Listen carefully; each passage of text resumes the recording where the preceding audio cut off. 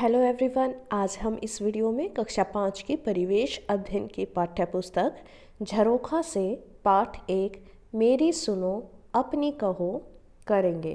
तो यहाँ पर सबसे पहले आपको एक पिक्चर दिखाई देगी जिसमें 3 बच्चे हैं।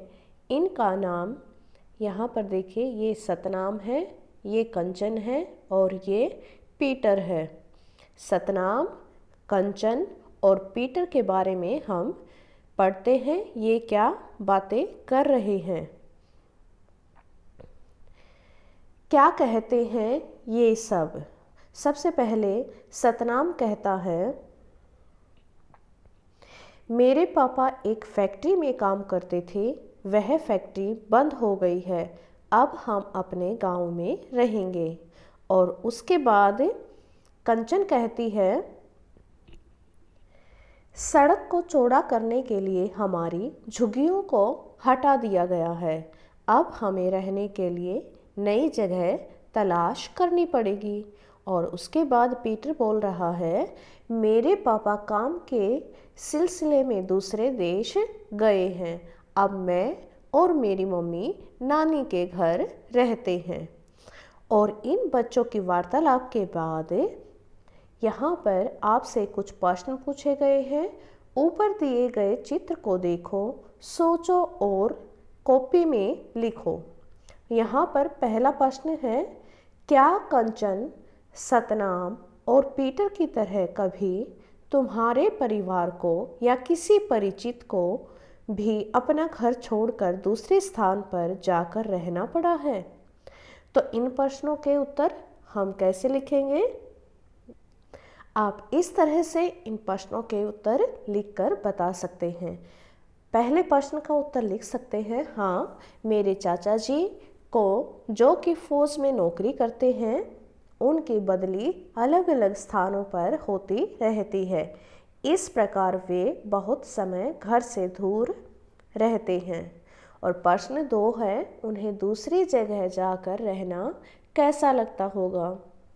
इसका उत्तर लिख सकते हैं, उन्हें घर से दूर रहना तो अच्छा नहीं लगता, परंतु देश की सेवा के लिए वे इन बातों पर इतना ध्यान नहीं देते।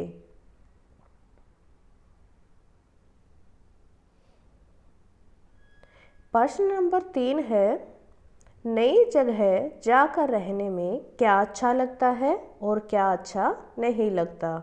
तो इसका उत्तर लिख सकते हैं, नई जगह पर बहुत कुछ नया देखने को मिलता है, नए अनुभव होते हैं, नई भाषा का ज्ञान होता है, वहाँ की पोशाक यानी कि पहनावा, वहाँ का खान पान सब अच्छा लगता है, परंतु कई बार वहाँ के भोजन पदार्थ अच्छे नहीं लगते तथा जब वहाँ के लोग उनकी अपनी भाषा में बोलते हैं तो उनकी बात समझ नहीं आती, यह भी अच्छा नहीं लगता। और प्रश्न नंबर 4 है, लोगों को किन किन कारणों से अपना घर छोड़कर दूसरे स्थानों पर जाना पड़ता है? तो इसका उत्तर लिख सकते हैं, लोगों को मुख्य रूप से आजीविका के लिए घर छोड़ना पड़ता है। आजीविका यानी कि अपना जीवन निर्वाह करने के लिए, कुछ कमाने के लिए, परंतु कई बार परिवार के किसी सदस्य की नौकरी दूर लग जाने पर भी, क्षेत्र में किसी प्रकार की प्राकृतिक आपदा आने के कारण भी घर छोड़ना पड़ सकता है। और उसके बाद पेज नंबर 2 पर है, अहमद, काजल और नंदिनी के परिवारों को अक्सर अपने रहने के स्थान बदलने पड़ते हैं, आओ उनके बारे में जानें। और सबसे पहले हम अहमद की कहानी पढ़ेंगे। अहमद की कहानी है, मेरा नाम अहमद खान है, मेरा गांव कोसी नदी के किनारे पर है, वहाँ अक्सर बाढ़ आती रहती है, बाढ़ के कारण हमारी खेती बाड़ी को काफ़ी नुकसान होता है, इसलिए मेरे अब्बू अम्मी को काम की तलाश में दूसरी जगह जाना पड़ता है। वे ईंट भट्टे पर काम करते हैं, उन्हें कभी किसी पर किसी एक भट्टे पर काम मिलता है तो कभी दूसरे पर। अब्बू को जिस जगह काम मिलता है हम वहीं पर झुग्गी डालकर रहते हैं। बार बार जगह बदलने के कारण मुझे स्कूल भी बदलना पड़ता है। इससे मेरी पढ़ाई का बहुत नुकसान होता है। पुराने दोस्त बिछुड़ जाते हैं। बरसात के दिनों में अब ईंट पथाई का काम नहीं होता तो मेरे अब्बू अम्मी मजदूरी करते हैं। मेरे बड़े अब्बू और बड़ी अम्मी दादा दादी गांव में रहते हैं। उन्हें वहीं रहना अच्छा लगता है। मुझे भी गांव में ही रहना ज़्यादा पसंद है। वहाँ मुझे नाव में घूमना और खेतों की पगडंडियों पर दौड़ना बहुत भाता है। बड़ा होकर मैं अपने गांव में रोज़गार के और अवसर बढ़ाना चाहता हूँ, जिससे गांव के लोगों को काम की तलाश में अपने घर छोड़कर किसी दूसरी जगह ना जाना पड़े। और इसके बाद फिर से प्रश्न है, चलिए इनके उत्तर जानते हैं। प्रश्न क, अगर अहमद की जगह तुम होते तो बार बार स्कूल बदलना तुम्हें कैसा लगता और क्यों? तो इसका उत्तर लिख सकते हैं, मुझे बहुत बुरा लगता क्योंकि मेरे दोस्त बिछुड़ जाते और पढ़ाई का भी नुकसान होता। नए स्कूल में दोस्त भी शीघ्र नहीं बनते हैं, जल्दी नहीं बनते हैं। प्रश्न ख, अहमद उसके बड़े अब्बू और बड़ी अम्मी को अपने गांव में ही रहना क्यों अच्छा लगता होगा? तो इसका उत्तर लिख सकते हैं, उन्होंने अपना सारा जीवन ही गांव में काट दिया। वहाँ उनके जान पहचान के बहुत लोग होंगे। जिस भूमि पर हम रहते हैं उससे हमें प्यार और लगाव हो जाता है, इसलिए गांव छोड़ना उनको अच्छा नहीं लगता होगा। प्रश्न ग, बड़े होकर अहमद की तरह तुम अपने गांव या शहर के लिए क्या करना चाहोगे? तो यहाँ पर ये प्रश्न का उत्तर आप अपनी मर्जी से लिख सकते हैं। उदाहरण के तौर पर यहाँ पर लिखकर बताया गया है, बड़े होकर मैं अपने गांव में रोज़गार के अवसर बढ़ाने का प्रयास करूँगा। जिस कारण बाढ़ आती है उस कारण को समाप्त करने की कोशिश करूँगा। गांव में स्कूल, कॉलेज, अस्पताल खोलने का प्रयास करूँगा ताकि गांव के लोगों को बाहर ना जाना पड़े। पेज नंबर 3, गाडो में घर। काजल। अब हम काजल की कहानी पढ़ते हैं। हम गाड़िया लोहार हैं। हम किसी एक जगह नहीं रह पाते। हम गाडो एक प्रकार की बैलगाड़ी। गाडो क्या होते हैं? गाडे एक प्रकार की बैलगाड़ी होती है। इनमें रहते हैं। समय समय पर हम ठिकाना बदलते रहते हैं, यानी कि अपनी जगह बदलते रहते हैं, पर गाडे हमारे साथ ही रहते हैं। गाडों में रहना आसान नहीं होता। छोटे से गाडे में घर का सारा सामान होता है और परिवार के सब लोग रहते हैं। हर मौसम में अलग तरह की दिक्कतें आती हैं। मेरी माँ और पिताजी लोहे की चीज़ें जैसे तवा, चिमटा, छाछ, छलनी, दरांत, झारना आदि बनाते हैं। हमारे समुदाय के बच्चे आजकल स्कूलों में जाने लगे हैं। मेरे पिताजी हमारे समुदाय के लोगों की मदद करते हैं। मुझे भी यह सब अच्छा लगता है। और उसके बाद यहाँ पर फिर से प्रश्न आ गए हैं, तो चलिए इनके उत्तर जानते हैं। सोचो और कॉपी में लिखो। प्रश्न 5 है, क्या तुम कभी घुमंतू समुदाय के लोगों से मिले हो? यदि हाँ तो कहाँ?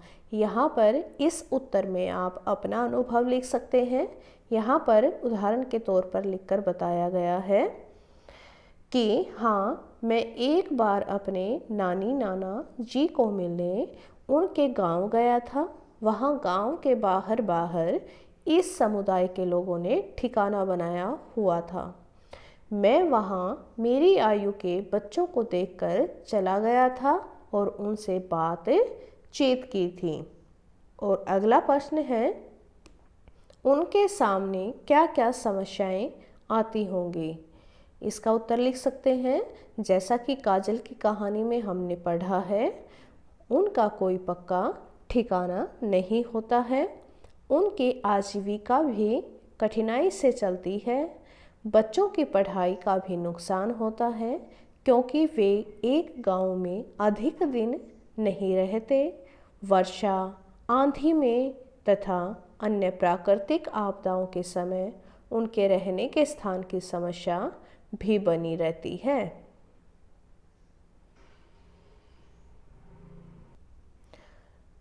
उसके बाद है ऐसा करो। यदि तुम्हें गाड़े में रहना पड़े तो दी गई सूची में से तुम जिन चीज़ों को साथ रख पाओगे उन पर गोला लगाओ।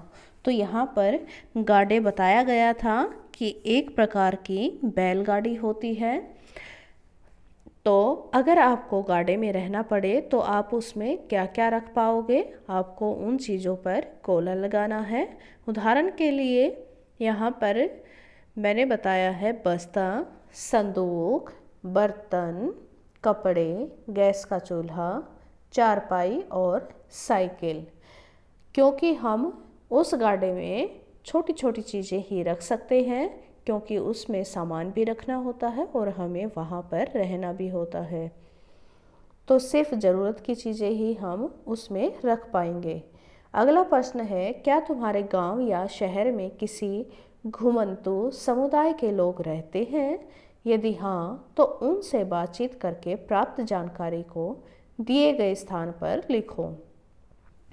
यहाँ पर कहा गया है कि आप किसी घुमंतु समुदाय के लोगों से बातचीत कीजिए, या की है तो आप उसके बारे में जानकारी यहाँ पर लिखिए।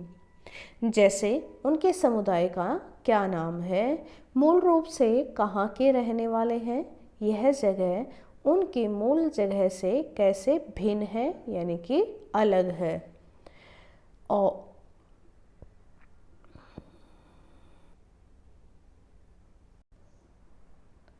आगे है, उन्हें स्थान बदल बदल कर रहना कैसा लगता है। तो उदाहरण के लिए मैंने बताया है कि ऐसे स्थान बदल कर रहना अच्छा नहीं लगता। आप किसी से बात कीजिए और उनसे पूछिए। आप अपना अनुभव यहाँ पर लिख सकते हैं। अगर उन्हें रहने के लिए स्थायी घर मिल जाए तो वे घर में रहेंगे या घुमंतु तरीके से ही रहना पसंद करेंगे। तो वे स्थायी घर में ही रहेंगे। स्थायी घर में रहने से क्या उनकी रोजी रोटी की ज़रूरतें पूरी हो जाएंगी? तो हाँ, दूसरे काम करके। और इसके बाद है चर्चा करो। अपने बड़ों से कुछ अन्य घुमंतु समुदाय के नाम, उनके निवास स्थान व काम के बारे में पता करो और कक्षा में चर्चा करो। इसके लिए मैंने अलग से वीडियो बनाई है, आप उसको चेक कीजिए। या तो आई बटन में और डिस्क्रिप्शन बॉक्स में आपको इस वीडियो का लिंक मिल जाएगा। आप उस वीडियो को ध्यान से देखिए और उसमें से अपना उत्तर लिखें। आज के लिए इतना ही। धन्यवाद।